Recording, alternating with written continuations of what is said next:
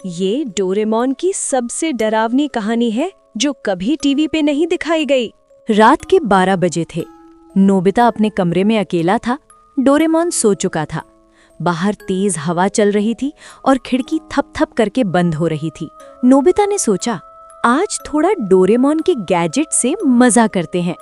उसने डोरेमोन का पॉकेट चुपके से खोला और अंदर हाथ डाल दिया। अंदर से एक काला ठंडा गैजेट उसके हाथ में आया। उस पर लिखा था घोस्ट प्रोजेक्टर। नोबिता हंस पड़ा। ये क्या बकवास गैजेट है, देखते हैं क्या करता है। उसने गैजेट ऑन किया।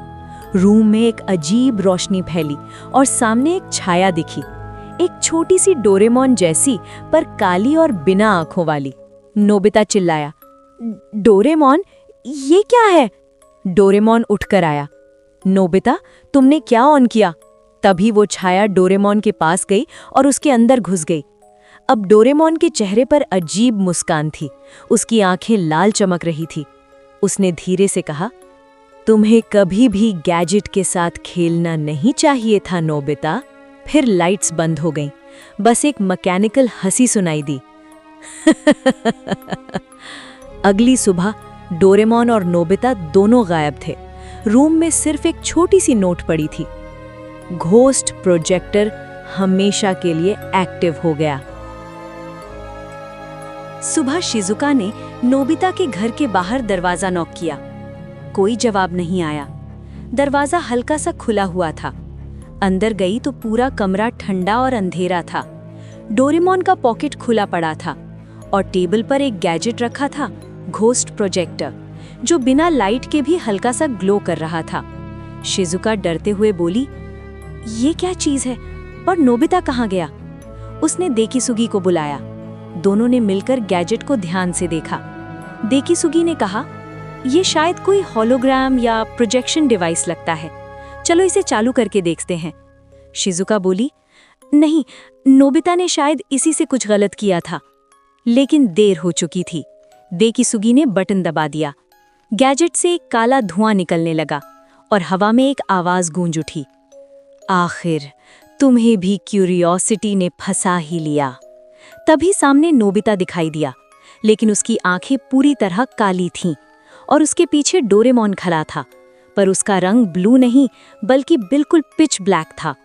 नोबिता मैकेनिकल आवाज में, अब तुम भी हमारे साथ आ जाओ।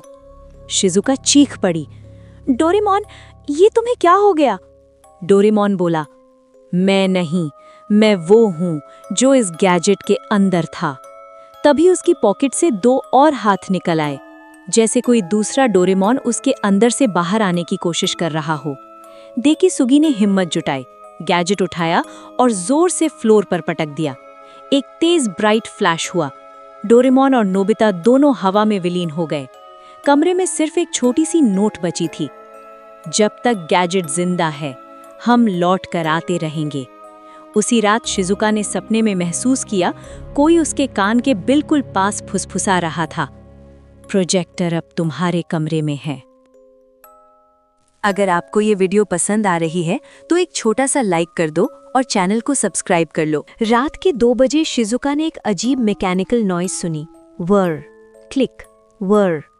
उसने आंख खोली और देखा कि उसके डेस्क पर घोस्ट प्रोजेक्टर रखा हुआ था। उसे याद नहीं आ रहा था कि वो उसे घर कैसे लाई। अचानक मिरर में एक नीली परछाई दिखाई दी, डोरेमोन। लेकिन उसकी स्माइल सीधी नहीं थी, थोड़ी टेढ़ी थी और उसकी आंखें रेड पिक्सेल्स की तरह चमक रही थीं। शिजुका, मुझे अंदर आने दो। मिरर के अंदर से डोरेमोन का हाथ बाहर निकला। कांच में हल्की सी क्रैक आ गई। शिजुका चीख पड़ी और घोस्ट प्रोजेक्टर उठाकर बेड के नीचे फेंक दिया। लेकिन तभी उसके फोन की स्क्रीन पर लिखा आया, projector activated, mirror mode on. अब मिरर में पूरा एक डार्क रूम दिखाई दे रहा था। नोबिता, गियान और सुनेयो सब मिरर के अंदर चुपचाप खड़े थे, बिना किसी एक्सप्रेशंस के। उनकी आंखें बिल्कुल खाली थीं। नोबिता अंदर से, यहाँ बहुत ठंड है शिजुका, तुम भी आ जाओ। डर के मारे शिजुका ने आंखें बंद कर लीं और जोर से चिल्लाई, डोरेमोन, मुझे बचा लो। तभी एक हल्की ब्लू लाइट चमकी और एक सामान्य डोरेमोन उसके सामने खड़ा था, या शायद वो सिर्फ एक इल्यूजन था।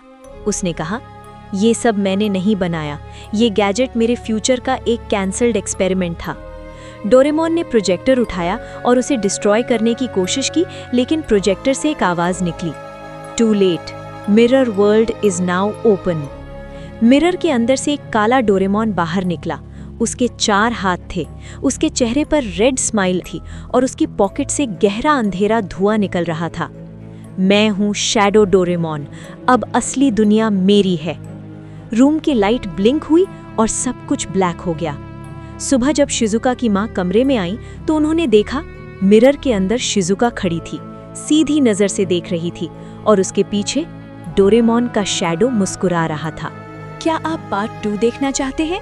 तो सब्सक्राइब करें और कमेंट में पार्ट 2 लिखें।